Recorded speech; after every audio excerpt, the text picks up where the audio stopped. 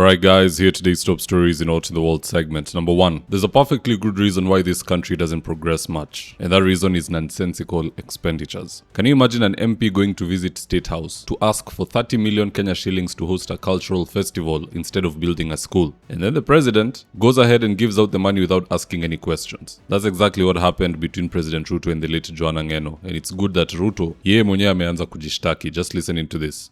I think you people and all of us know that Ngeno enjoyed art. He enjoyed music. If there is one thing Ngeno bothered me with is artists. He kept on telling me, please support me to do this with the artists. Please support me to do this with the artists. And I always was there. In fact, one single incident last December, he looked for me several times on the phone. So finally I picked his call and he said, I must see you. I told him, no, please. Cannot be a must. He said, I must see you. I said, okay. So when I met him, he had organized a very big function in Eldoret. A very big function of artists. I think there was close to maybe 20,000 people. And he came to me, I think that function was on a what? I think a Saturday or something. Saturday. So he came to me on a Thursday and told me, you know what? It's going to be a very big competition and I need 20 million shillings. I told him, be serious. You know? And then after a while he told me, sorry, it's not 20 million, it's 30. So I told him, you organize a function, there's the remaining 2 days, where do you expect me to get this money? And then he asked me in Kalenjin, kwani bongo emit?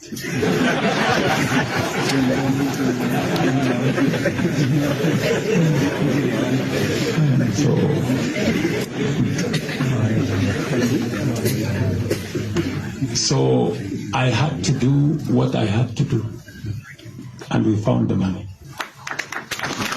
Now that's just Joanna Ngeno. What about Sudi? What about Farouk? What about Cheriot? What sums of money have they walked out of Statehouse with on flimsy reasons? 300 million? 400 million? It's no wonder the Standard newspaper chose to run with this headline. The header reads, House of Deals. And the subheader reads, Statehouse is the hallowed residence of the president and carries the nation's heritage, apart from being the center of power. But recent claims are depicting the House of the Hill as grounds for patronage, plunder, pillage, under the president's watch, and he has admitted it himself. So kiona inchi endelei indo sababu 30 million for culture festivals. Do you know how easy it is to squander that money? You'll just say mlinunua vazi za kinyumbani for the culture.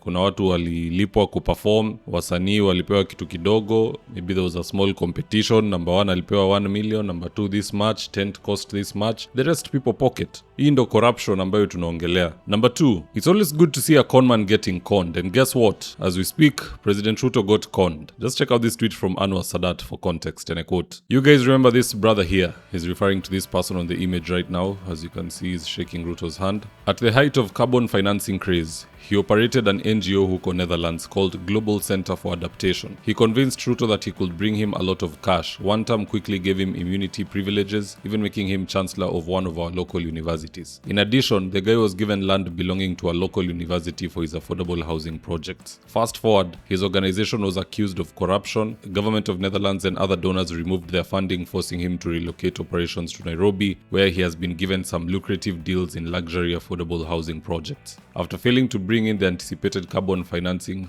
billions, Kasongo one term had Parliament withdraw the immunity he had given him. And back to the picture here, you can see a conman getting conned by an international conman.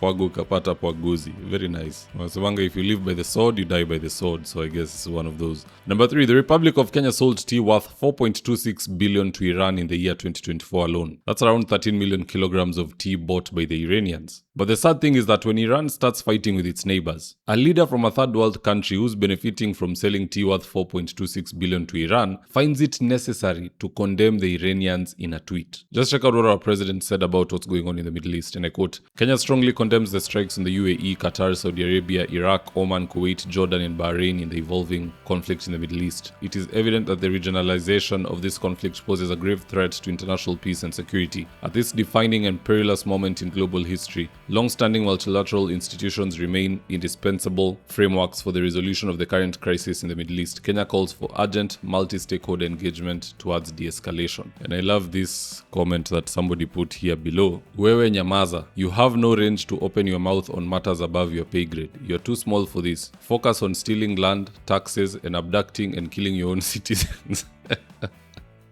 That's a bit too low, but the moral of the story is, if you are profiting even from a bad person, we nyamaza, endelea kufaidika. Sasa hii mwaka inakuja tukianza kutoa tweets kama hizi, will Iran buy 4.26 billion worth of tea and coffee from us? I don't think so. But at the end of the day, guys, that's just my opinion. Do let me know your own comments in the comment section below, and I'll do my best to read them and to give you a response. So with that, here today's ads of the day. Right now, I'm with my team headed to a client's house in Pro-Ruto for consultation. That is to take measurements of the windows, go through our catalog with the client, and then once they decide on the color and the fabric they want, we'll get busy sewing, and at long last, the curtains installation will be on us. So if you're looking for curtains, shears, curtain rods, curtain accessories, reach out to Phoenix Curtains and Interior Decor, and we will sort you out. Call us on 0724 414153. If you're in need of electrical wiring, solar installation, or electrical fittings such as strip lights, snake lights, downlighters, or chandeliers, contact Engineer Wycliffe at 0707 476602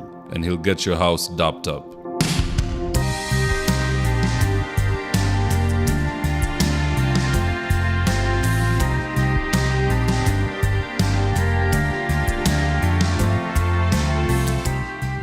Now, if you're here for the first time, please go on and hit the subscribe button. And if you're watching for a different platform, just head on over to YouTube, search for David Wafula. Hit the subscribe button, you're going to be getting a ton of content of this nature. If politics is something you're passionate about, this is definitely the one channel that you really need to subscribe to.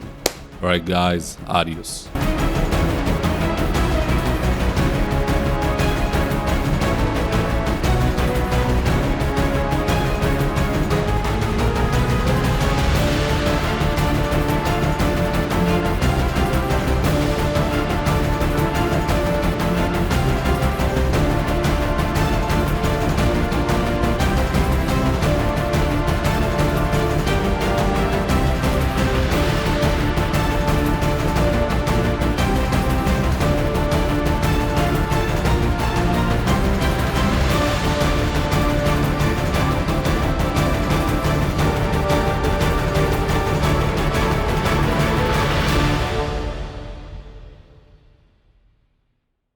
Thank you for choosing David Wafula as your primary news platform.